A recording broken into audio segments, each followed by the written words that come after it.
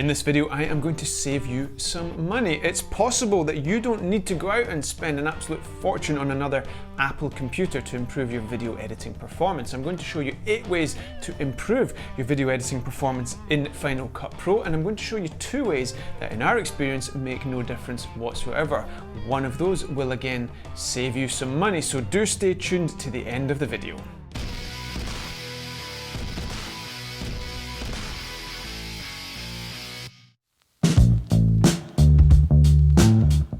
By default, background rendering is switched on when you start Final Cut Pro. You can see this here. When the computer's not otherwise engaged, it will be trying to render out the effects that you've put on your footage, but this consumes an enormous amount of CPU power and indeed GPU power from the graphics cards. Go up to Preferences, slide across to Playback and uncheck that background render box. We don't need to always be rendering out the entire timeline, it's just completely unnecessary. If on the other hand you do have a piece that the computer can't handle, like this motion blur effect on a time remapping piece, select it, press Option R and render that portion of the timeline individually. It saves unnecessarily rendering the entire timeline at all times. If possible, apply all your effects at the end of the edit. Do the rough cut first. If you look at this standard piece of footage that's playing, it's consuming about 25% of the CPU capacity. Now all we need to do is add this simple title, and I couldn't believe it when I did the test. Look at this, the CPU is now running at full, 100% of CPU capacity. If we look at the GPU performance, the graphics card and the load placed on that, you'll see that there's also a bump up when we applied that title. If the creative juices are flowing and you do want to do it there and then, just select the title in this instance and press V to switch it off. You can switch it back on come the time of export. On the other hand, if you have an effects-laden clip like this one, simply go up to the effects that you've put on and switch them off. Again, switch them back on at the time of export. You've got a stunning drone shot like this one, but you feel it's dropping frames during editing. Go up to that drop-down View tab and you can alternate between better quality and better performance for playback during editing. In this example, you'll see that better performance does of course deteriorate the quality of the image being played back, but it's smoother. The better quality shot on the left there did have some drop frames at the start.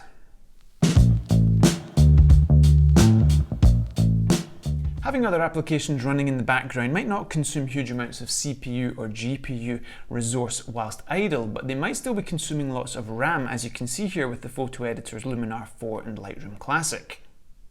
This MacBook Pro has 16 gigabytes of RAM, and at no point in our tests did we actually find a RAM bottleneck. But not all computers have 16 gigs. If you're running with 8 gigs, then you're probably going to want to make sure your other applications are switched off. I'm normally pretty slow to upgrade my Final Cut, but in October 2019, Apple released a new metal-based engine version of the software to supposedly improve playback, accelerate graphics tasks, including rendering real-time effects and exporting on metal-compatible Mac computers. The theory behind this is it allows the software to bypass the CPU and go straight to the GPU for efficiency gains of up to 20%. Now, I haven't done the before and after tests myself. I've seen others confirm that you can expect efficiency gains of roughly 10 to 20%. MacBook Pros from 2012 onwards have metal-enabled graphics cards, but you can follow the steps here if you want to check your own system.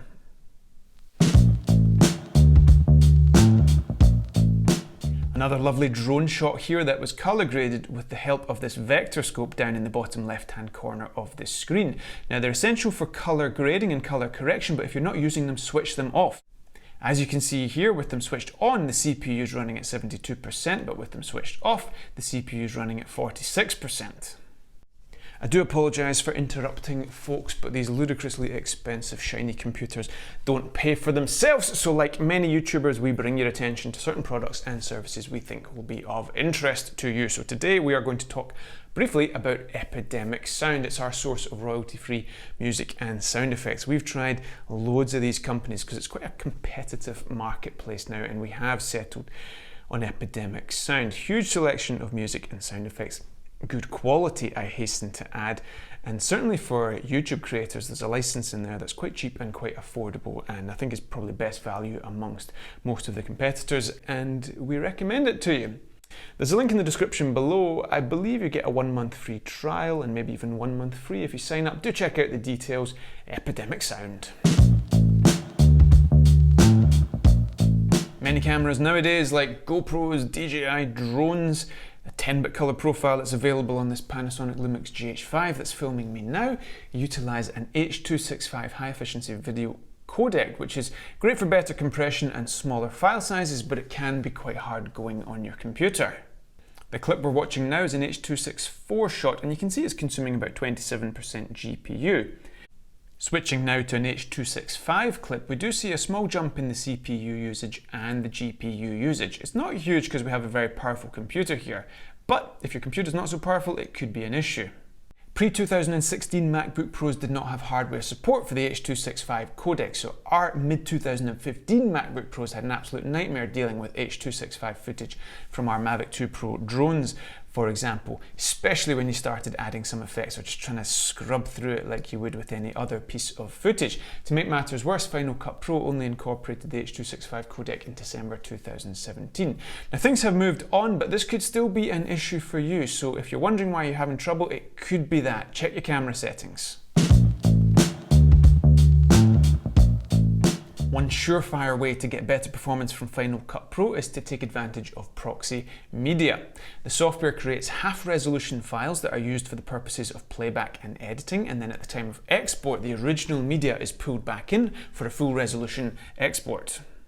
You can create the proxy media at the time of import, as you can see here, by ticking the little box. Alternatively, you can proxy on a file-by-file basis by going to File, Transcode Media, and ticking that little Create Proxy Media box. Once you've done this, go up to View, and you will see you can alternate playback between optimized and original media or proxy media. Click Proxy Media and you are good to go. The downsides to creating proxy media are that it does take some time for the computer to create those proxy files. It uses up a fair bit extra hard drive space, and the practical one that I found a little bit annoying over time was, much as you can proxy files on an individual basis, you can't mix and match proxy and original files on your timeline. So if you want to view a project that does feature some proxy media, in reality you have to proxy all the files in that project, and that can be quite time consuming. I take it you're wondering where I got this incredibly snazzy t-shirt from.